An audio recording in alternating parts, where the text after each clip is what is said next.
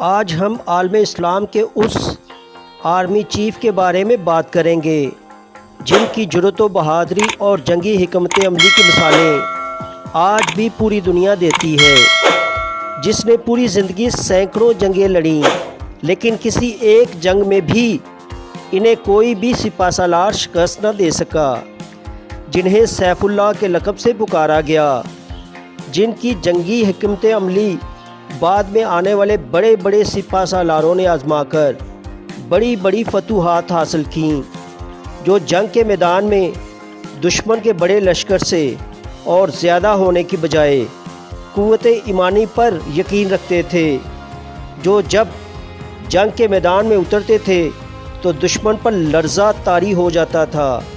جی ہاں، ہماری مراد ہے حضرت خالد بن ولید رضی اللہ تعالی عنہ، جن کو آج بھی نہ صرف عالم اسلام بلکہ دنیا کا عظیم ترین جرنیل مانا جاتا ہے۔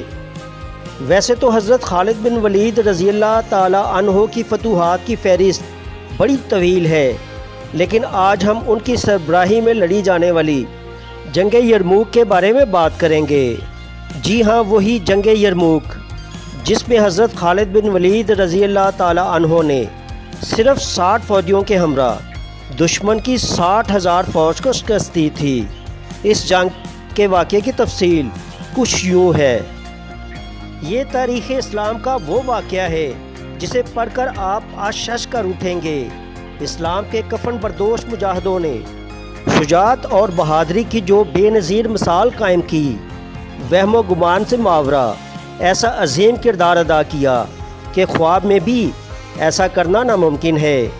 آئیے اپنے دل کی دھڑکنوں پر قابو رکھتے ہوئے ملاحظہ فرمائیے۔ یہ یرموک کا میدان ہے، رومیوں کا بہت بڑا لشکر سامنے ہے۔ حضرت ابو عبیدہ رضی اللہ تعالی عنہ کو اطلاع ملی کہ رومیوں کا 60,000 نصرانی عرب کا لشکر جنگ کے لیے آ گیا ہے۔ ابو عبیدہ بن جراح رضی اللہ تعالی عنہ نے لشکر کو تیاری کا حکم دیا، پر خالد بن ولید رضی اللہ تعالی عنہ نے پکارا، اے مسلمانوں ٹھہر جاؤ، رومیوں نے 60,000 عرب بھیجے ہیں، میں آج ان کی ناک خاک آلود کر دوں گا، میں 30 آدمیوں کے ساتھ ان کا مقابلہ کروں گا۔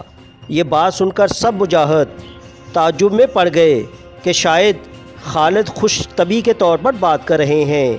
ابو سفیان نے پوچھا، کیا واقعی آپ 30 آدمی لے کر جائیں گے؟ تو حضرت خالد بن ولید رضی اللہ تعالیٰ عنہ نے کہا، ہاں واقعی میرا یہی ارادہ ہے۔ ابو سفیان نے کہا، مجاہدوں سے میری محبت کی وجہ سے میری درخواست ہے، تم 30 کی بجائے 60 آدمی لے کر جاؤ۔ حضرت ابو عبیدہ رضی اللہ تعالیٰ عنہ نے بھی تائید کی تو حضرت خالد بن ولید رضی اللہ تعالیٰ عنہ مان گئے۔ اب یہ 60 کا لشکر 60,000 کے لشکر سے جنگ کرنے جا رہا ہے۔ جبلہ بن اہم غسانی نے جب دیکھا کہ مسلمانوں کا ایک گروہ آ رہا ہے تو سمجھا مسلمان ڈر کے صلح کرنے آ رہے ہیں، اور حضرت خالد بن ولید رضی اللہ تعالیٰ عنہ سے کہتا ہے کہ میں اپنی شرائط پر صلح کروں گا، مگر حضرت خالد بن ولید رضی اللہ تعالیٰ عنہ نے جواب دیا، ہم تجھ سے جنگ کرنے آئے ہیں، صلح نہیں۔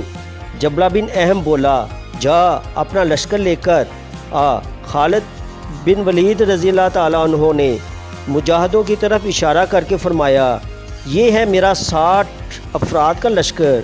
جبلہ بن اہم نے کہا، میں نہیں چاہتا عرب کی مائیں تانا دیں کہ جبلہ بن اہم نے 60,000 کے لشکر سے 60 آدمیوں پر چڑھائی کر دی۔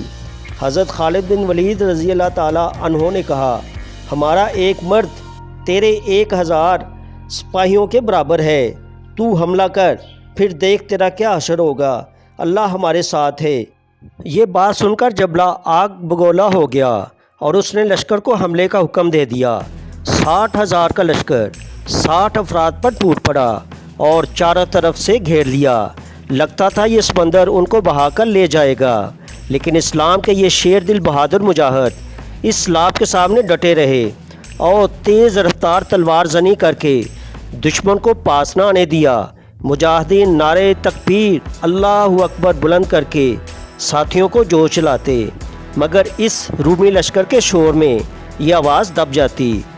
حضرت خالد بن ولید رضی اللہ تعالی عنہ اور ان کے ساتھیوں زرار ابن زوار، زبیر بن عوام، عبداللہ بن عمر، عبد الرحمن بن ابی بکر، فضل بن ابی عباس نے حصار کی صورت گھوڑے ملا لیے۔ اس طرح ایک دوسرے کی حفاظت کرتے خود کو اور اپنے ساتھیوں کو دشمن کے وار سے بچاتے اور دشمن کو قتل کرتے رہے۔ صبح سے شام ہو گئی، رومی سپاہی نڈھال ہو گئے، مگر مجاہدین تازہ دم لگ رہے تھے۔ جب شام تک ابو عبیدہ کو کچھ خبر نہ آئی تو لشکر کو حملے کا حکم دینے لگے۔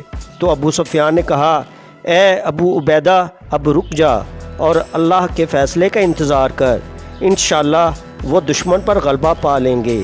تھوڑی دیر کے بعد جبلہ کا لشکر پیٹھ دکھا کر بھاگا اور مجاہدین نے اللہ اکبر کے نعرے لگائے۔ دشمنوں کا لشکر یوں ڈر کے بھاگا گویا کسی آسمانی مخلوق نے ڈرایا ہو، اور جبلہ بن اہم سب سے آگے تھا۔ اس معرکے میں صرف 10 مسلمان شہید ہوئے، 5 مسلمان قید ہوئے، رومیوں کے 5000 لوگ قتل ہوئے۔ کفار کو مکمل طور پر شکست ہو چکی تھی اور صحابہ کرام واپس آ گئے تھے۔ واپس آنے والے صحابہ 20 تھے۔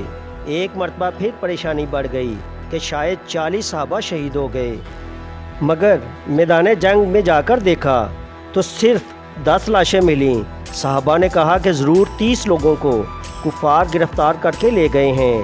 صحابہ نے کفار کا پیچھا کیا تو مزید 25 صحابہ مل گئے جو کفار کے شکست کے بعد ان کا پیچھا کرتے ہوئے آگے نکل گئے تھے۔ تو دوستو، یہ تھی صحابہ کرام کی بہادری و شجاعت کی داستان۔